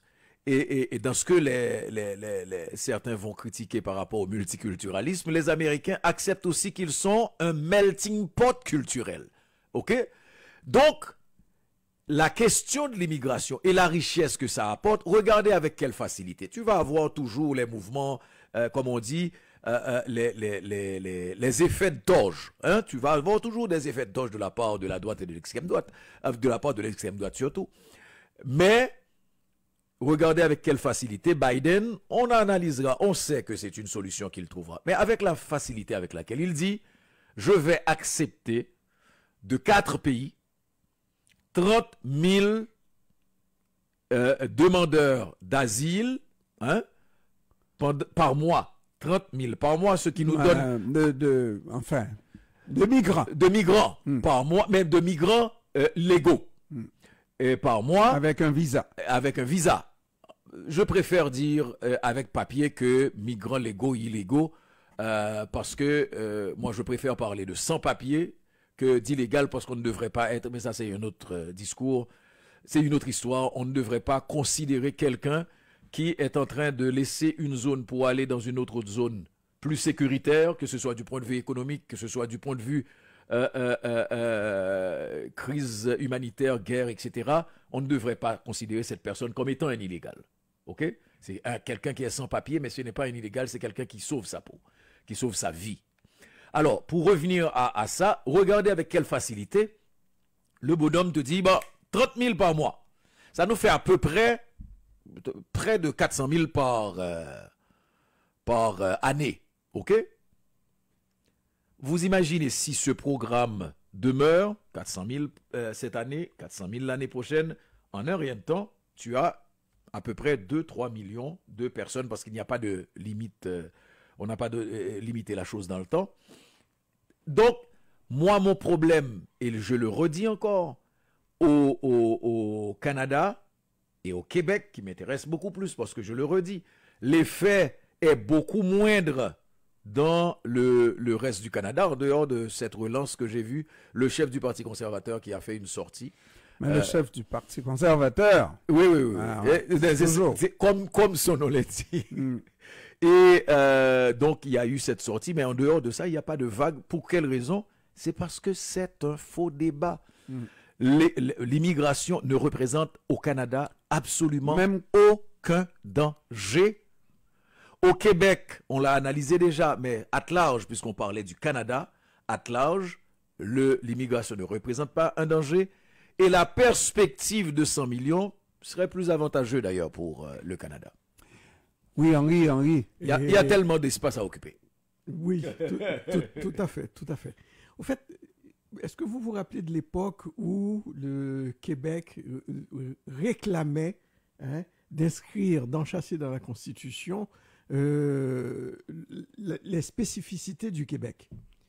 Et du côté canadien, on a toujours refusé. Et à juste titre, parce que l'identité n'est pas figée. L'identité change avec le temps. Donc, je pense que le Québec, cette fois-ci, est pris à son propre piège.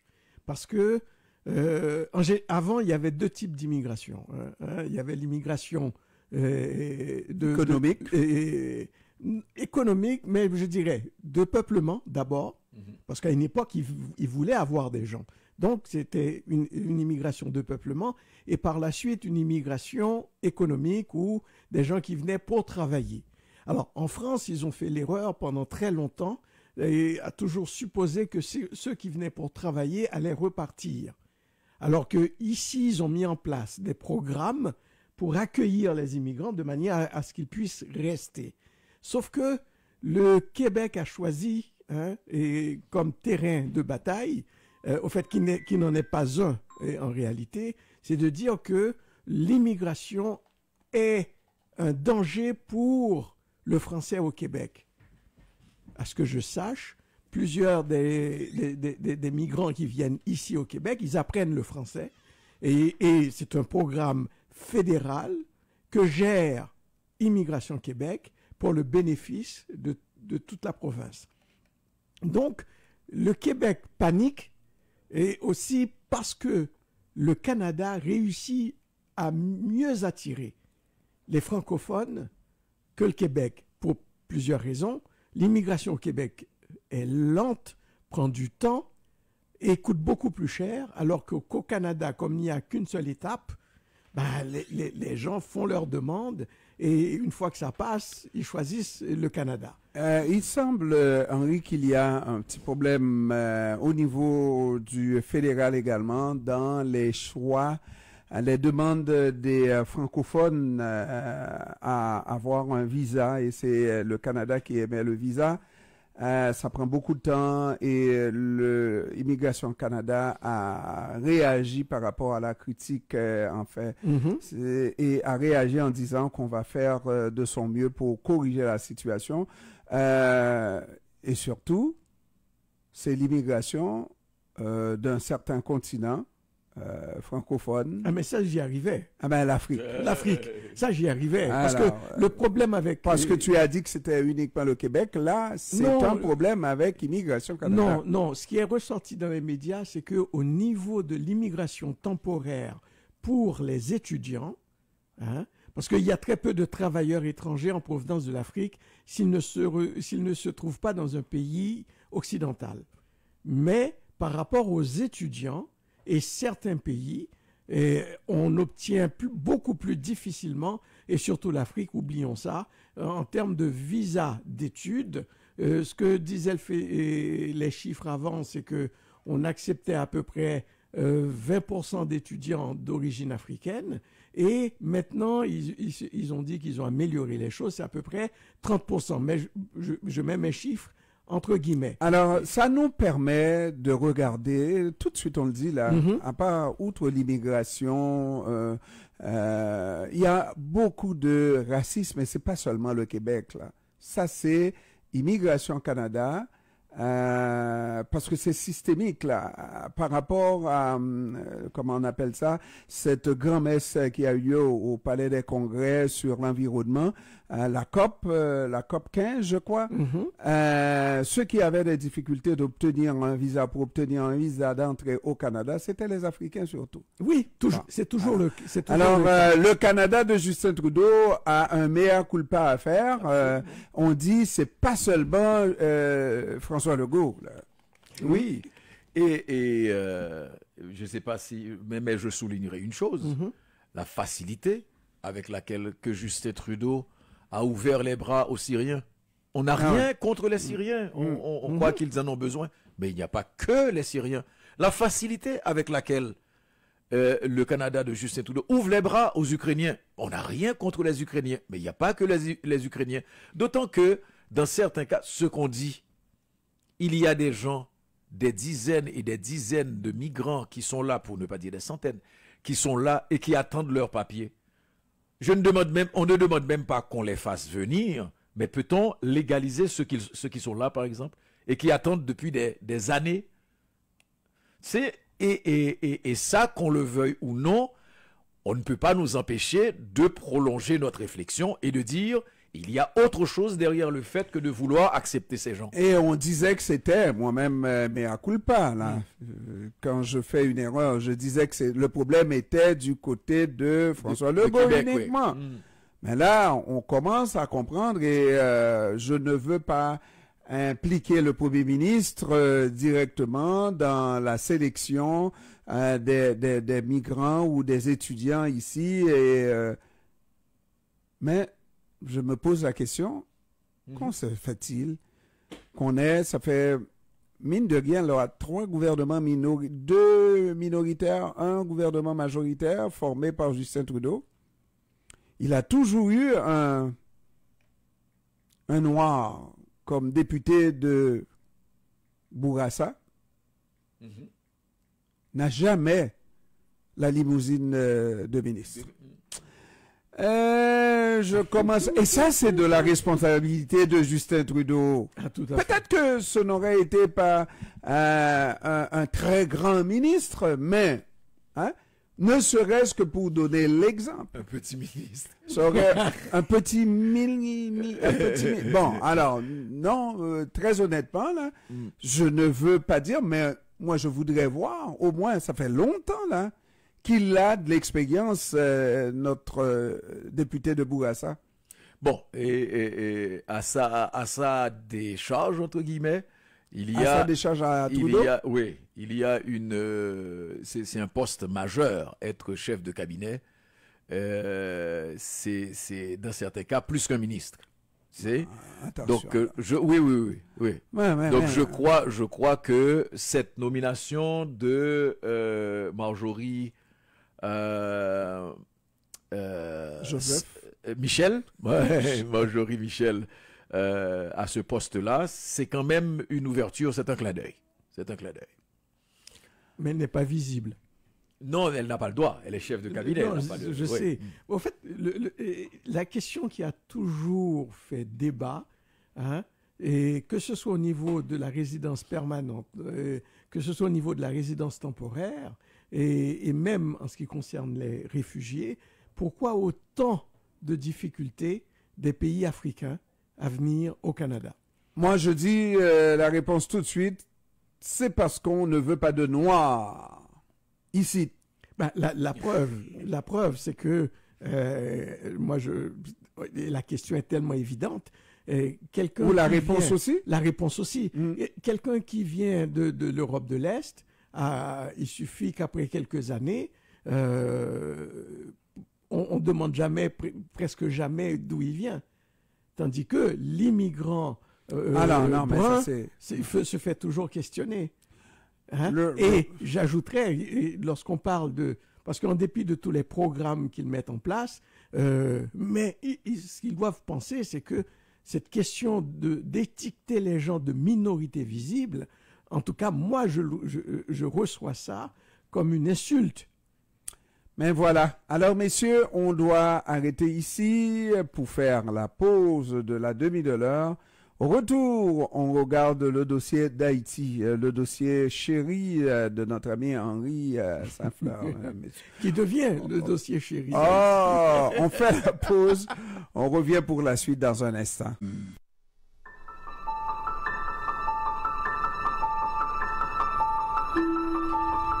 Les enfants, le travail, les transports, on court, on se bouscule, on se salit, on s'insulte.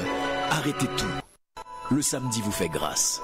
Musique, littérature, sport, cinéma, analyse et commentaires, l'information sous toutes ses coutures, avec Jean-Ernest Pierre et son équipe, tout à meilleur goût le samedi. Grâce matinée, votre petit plaisir du week-end.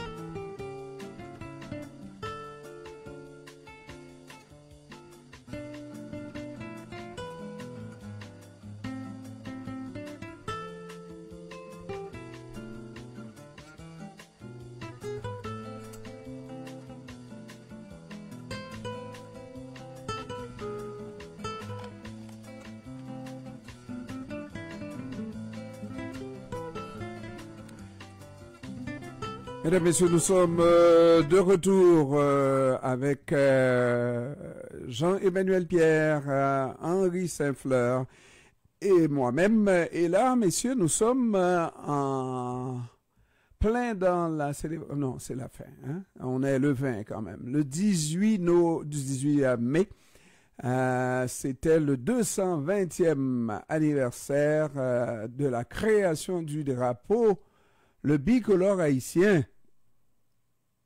Et puis, on se pose toujours la question, est-ce que ça vaut la peine de commémorer l'anniversaire du drapeau? Est-ce que ça veut dire quelque chose encore pour les Haïtiens?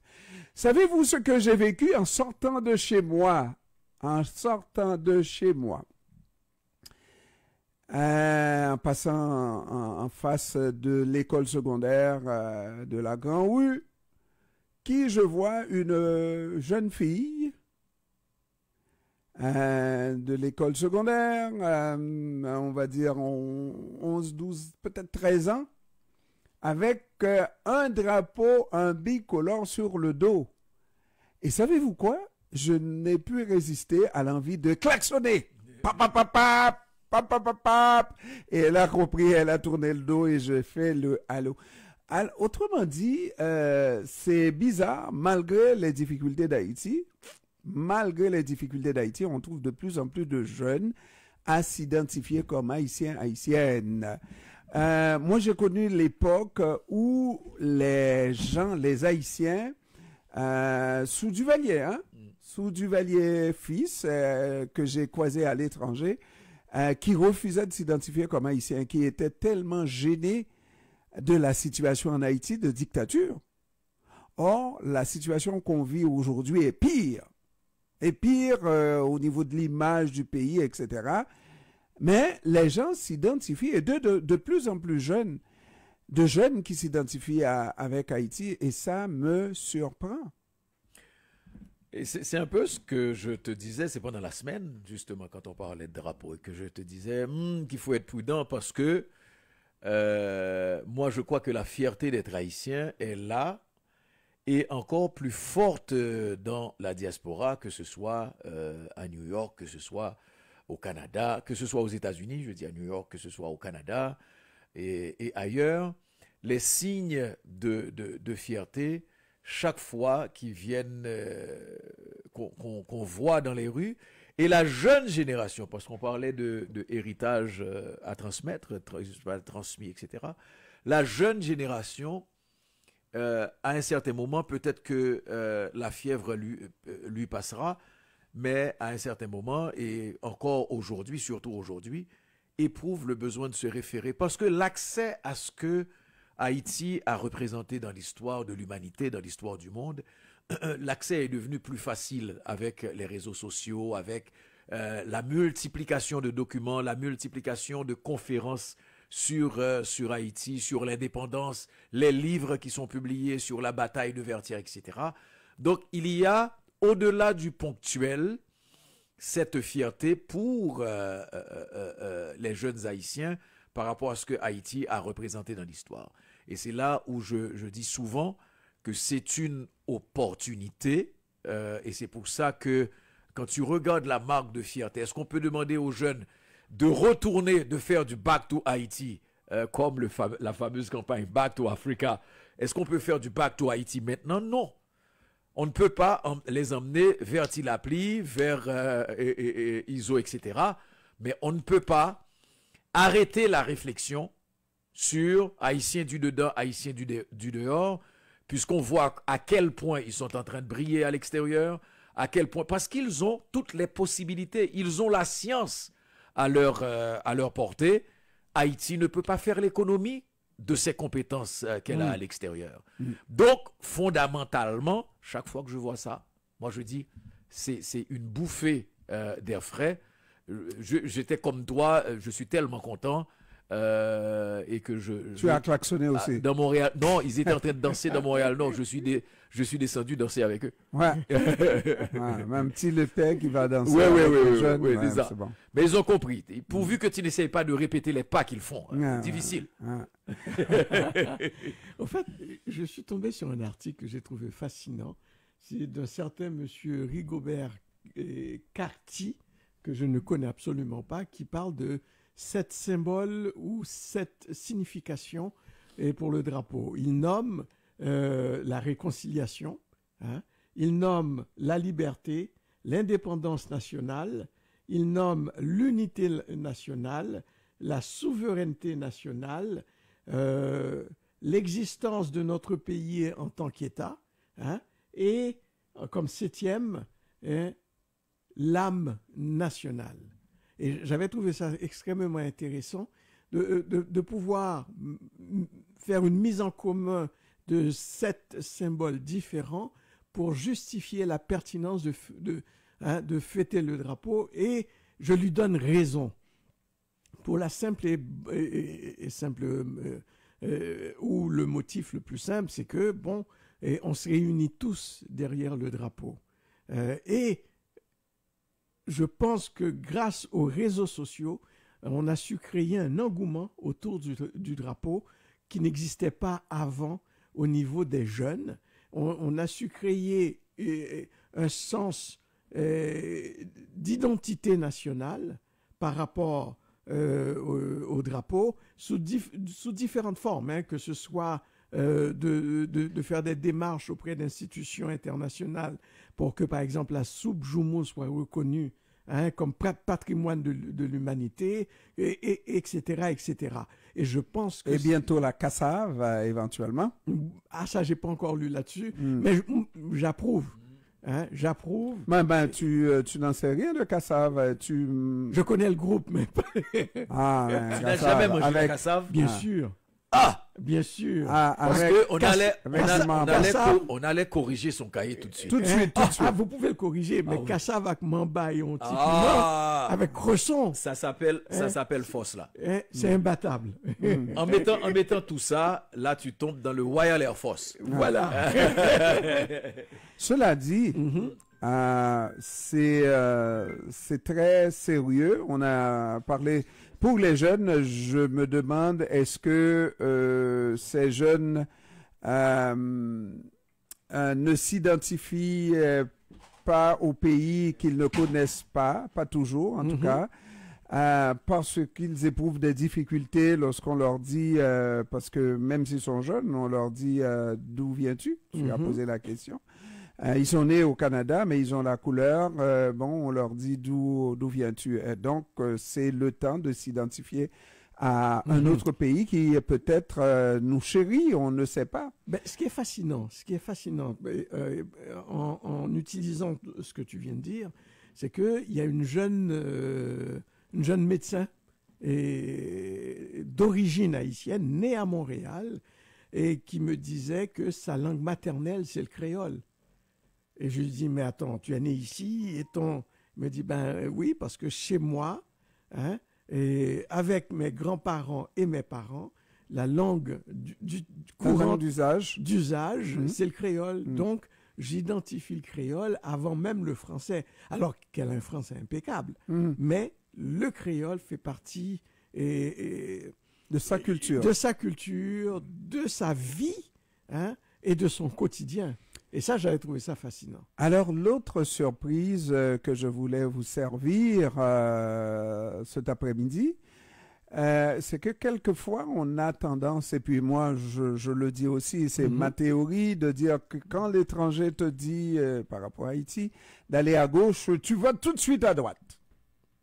À droite, tu vas tout de suite à gauche parce qu'on ne fait pas confiance à l'étranger, regarder la situation du pays, et c'est un peu beaucoup grâce à l'étranger, un peu beaucoup.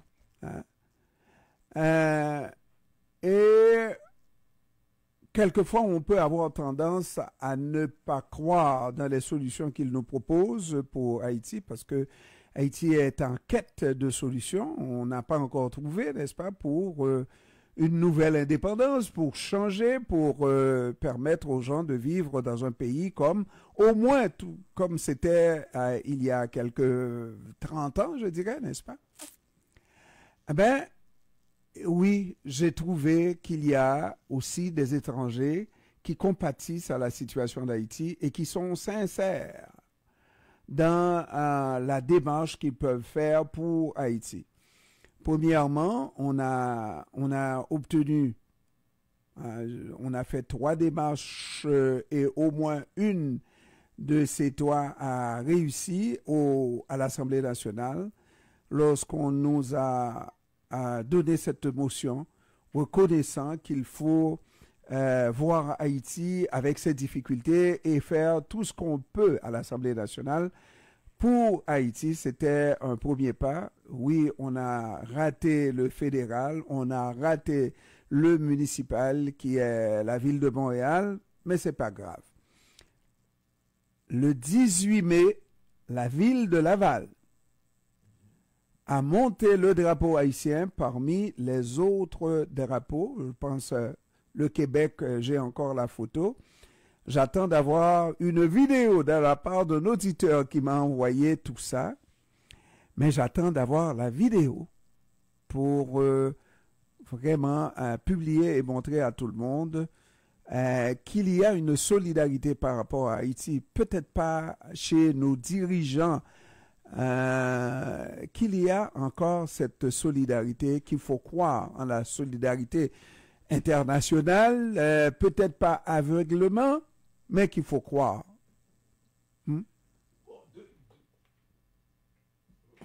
Oui, non, mais c'est comme ça. Maintenant, on me donne plus la parole. Je suis une victime. Alors, par rapport à ça, je suis d'accord avec toi sur le fait que pendant longtemps, il y a des gens qui se sont gardés de séparer, qui ont bien joui de cette dichotomie dans l'attitude. Avoir un discours avec la communauté haïtienne, on est haïtien, on remet mon kémon, patati et patata. Griot banane. Et c'est ça, griot banane pesé. Et de l'autre, quand il faut mettre les pieds dans l'eau, s'engager, agir, faire un acte visible, commettre un acte qui puisse faire du sens dans le changement pour la vie, dans le soutien à certaines luttes, on ne les voit pas beaucoup. Ils ne sont pas légion. Et là, de plus en plus, comme je le disais, il y a des gens qui relèvent ça et qui critiquent ce type d'attitude. Et je dis qu'il y a des gens, qu'il y a des secteurs, parce que, bon, nous, je pense qu'on l'a toujours fait, que plus que des mots, on a besoin de gestes, on a besoin d'attitudes concrètes par rapport à la situation en Haïti. Et aujourd'hui, effectivement, quand on voit, dans certains cas, Asma vient de me souligner le fait qu'il y ait une Haïtienne qui ait monté le drapeau haïtien à Dubaï. Tu as une multiplication de ces gestes, Henri, qui font que l'attitude ambivalente de certaines autorités, l'attitude ambivalente de certaines personnes sont de plus en plus relevées, sont de plus en plus visibles. Et par exemple, sur la situation en Haïti, il y avait cette campagne lancée par le groupe autour de CPAM appelant à une prise de position, à une résolution au niveau des différentes assemblées provinciales, fédérales, etc., etc. Finalement, seul le provincial, à l'initiative de Franz Benjamin et de Madouani Kakadé et toute une équipe aussi du Parti libéral ont adopté cette démarche, Jean-Ernst. Bon, alors oui, il faut peut-être continuer, mais moi, je veux dire, faut être fermé par rapport à ce que l'étranger. On ne vit pas en autarcie. Naturellement, on est dans un grand monde, et puis quelquefois, faut savoir dire qu'on a besoin de l'aide. C'est pas de demander de l'argent, c'est pas de demander des armes, une intervention. Mais c'est cette solidarité-là qui est extrêmement importante. On ne peut pas réussir seul dans le monde aujourd'hui. Hein, on a besoin de solidarité. Et moi, le geste du drapeau de la ville de Laval, j'espère avoir une entrevue la semaine prochaine également avec le maire, n'est-ce pas, qui est un gentleman, et pour nous parler du symbolisme du geste, n'est-ce pas? Mais je pense qu'on ne tient pas assez compte de la compassion et de l'intérêt que la plupart des étrangers, que ce soit au Québec ou ailleurs, manifestent envers Haïti. Par exemple, savez-vous qu'il y a un boulevard Émile Saint-Lô et la capitale de la Turquie, qui ne vient pas en tête, Ankara, il y a une rue du nom de cet ancien ambassadeur d'Haïti. Et savez-vous que un grand ambassadeur. Savez-vous que le français est utilisé comme langue des Nations Unies, de fonction aux Nations Unies. Aux Nations Unies, oui. Et grâce à Haïti. Ouais. Autrement dit, c'est que... Et c'est Émile Zello, effectivement. Il est de l'Artibonite, tu sais. Paraît-il. Ouais. Je ne pourrais pas le préciser. Ouais, on dit de Saint-Marc, Jean-Emmanuel. Oui. Mais je pense qu'on aurait pu avoir une plus grande implication de la part des Québécois. Je ne dis pas qu'elle n'existe pas, parce qu'il y a beaucoup de Québécois qui s'impliquent en Haïti, qui vont en Haïti. Même le ministre de la lutte contre le racisme a vécu en Haïti pendant au moins 2 ans. Il faut le faire. C'est-à-dire que il a développé un intérêt, il a même épousé une dame d'origine haïtienne. Et donc, l'intérêt est là. Et je suis content qu'on ait passé de cette époque d'Émile Olivier qui disait qu'il était de passage, à nous prenons notre place, nos enfants prennent leur place parce que le Québec est à eux aussi. Mais mais il y a un petit problème. Parce que c'est pas vrai qu'on peut planifier le départ de tous les Haïtiens d'Haïti et continuer à croire qu'on peut développer Haïti avec uniquement des étrangers ou avec des transferts qu'on envoie en Haïti. Ça prend des hommes de bonne volonté, ça prend de l'expérience, ça prend des connaissances, ça prend le savoir-faire pour changer la donne. Et là, c'est une problématique parce que je l'ai déjà soulevé avec mes camarades. C'est comme se donner une double mission d'être en même temps en amont et en aval. Parce que être en amont, c'est d'envoyer de l'argent, mais celui qui est en aval devrait pouvoir faire en sorte que cet argent-là reste et fasse fructifier l'économie haïtienne.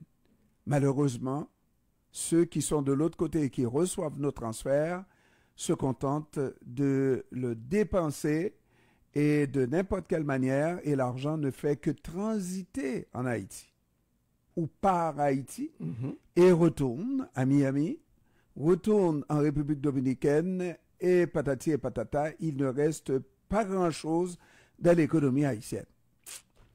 Est-ce qu'il faut être en même temps en amont et c'est impossible. Oui, mais si l'argent ne fait que transiter, et donc la population qui reçoit cet argent n'en a pas de besoin. Mais c'est pas parce qu'elle l'utilise, elle l'envoie dans le fleuve de l'Artibonite, là, non. C'est surtout parce que tous nos produits consommés en Haïti viennent de l'extérieur. Oui.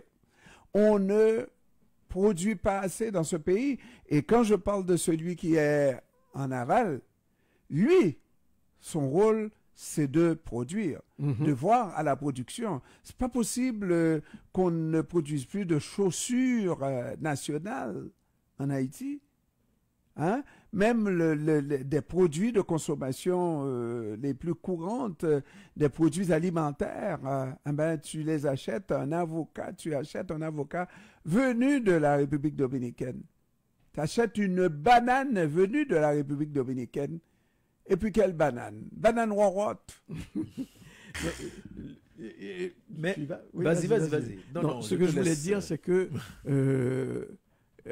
la dernière fois que j'étais en Haïti, c'était en 2014. J'étais au Caille. Hein.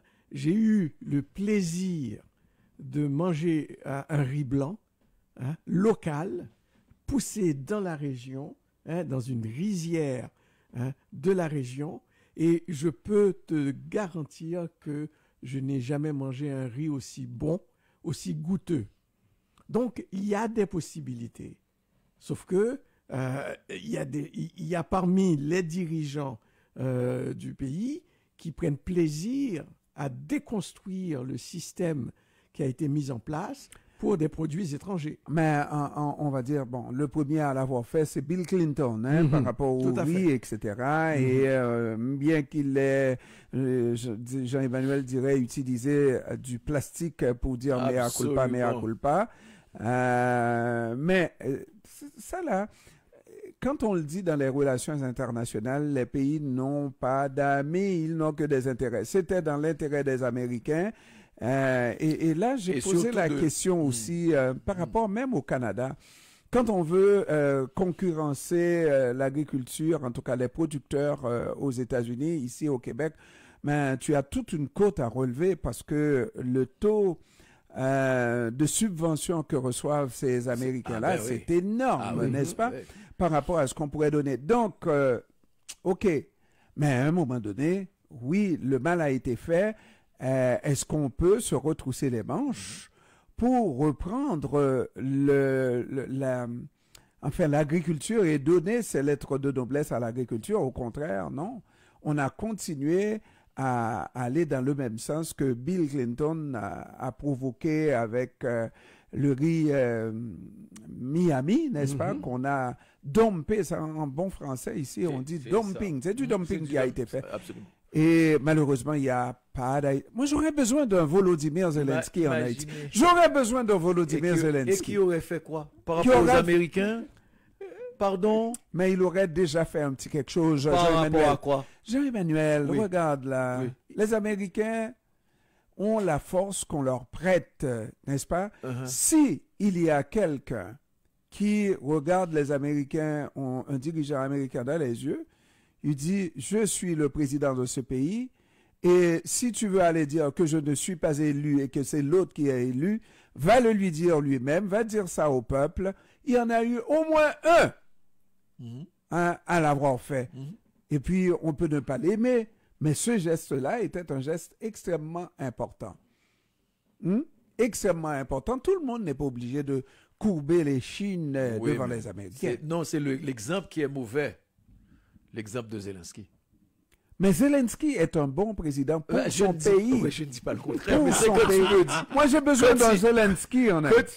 C'est quand tu me dis qu'il est debout drette là devant les Américains, c'est ça, c'est seulement ça. Il est debout drette là devant les Américains. Parce que ça fait son affaire.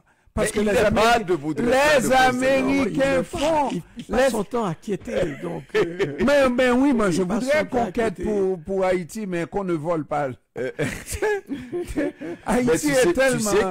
tu sais que l'Ukraine est un vaste trou de corruption. Soit dit en passant. Oui. Est-ce que tu le savais? Ouais, mais Est-ce que tu le savais au moins? On est en train d'enquêter sur des villas de Volodymyr Zelensky. Mais il le sait, tu le sais bien Il le propre. sait. Il le sait bien propre. oui, voilà. voilà. Alors, tu sais, la corruption, Jean-Emmanuel, N'est pas de l'apanage des Haïtiens. non, c'est pas ça là. Même pas. C'est partout. Absolument. Il y a des endroits où la corruption est plus subtile. Il y a d'autres endroits où la corruption s'élève en principe, n'est-ce pas? C'est le cas d'Haïti. Mais corruption, il n'y a pas de corruption en Haïti. La corruption au Canada, Mais il n'y a pas de corruption en Haïti. Bon. Tu sais, et là on fera un autre débat une autre fois. Parce que la corruption demande une étude, des stratégies, une mise en place. En Haïti, non, il n'y a pas tout cet effort. On vient, on prend, on partage, on s'en va. Il n'y a pas de. Donc, il n'y a pas un. Et puis l'autre te regarde dans les yeux. Tu sais, c'est un système de pillage, de vol, L'autre te mais regarde pas dans de les corruption. Parce que la corruption demande une certaine subtilité. Je viens, je t'offre, il y a beaucoup de choses. Et je fais attention Le aux lois. président te regarde et te dit oui, j'ai volé l'argent, mais j'ai acheté des hôtels avec. Bon, voilà. Tu comprends? Hein, c'est Donc, quelle arrogance. Messieurs, ça prend un Volodymyr Zelensky pour Haïti.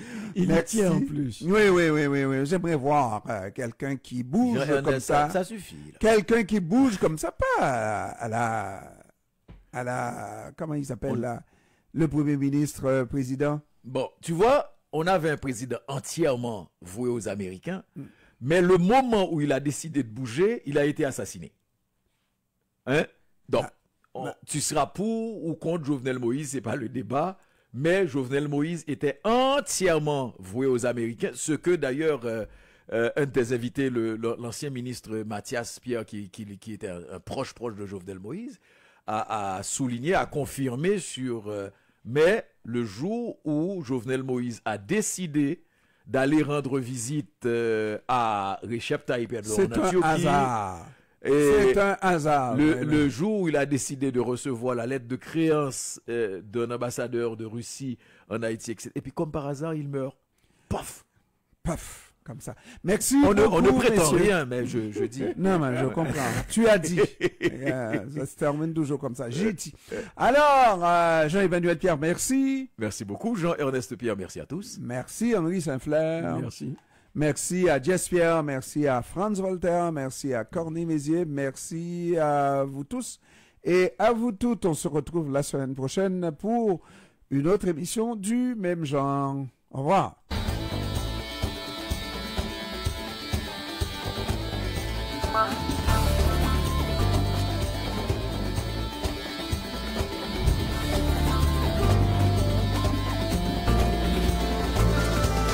Bye.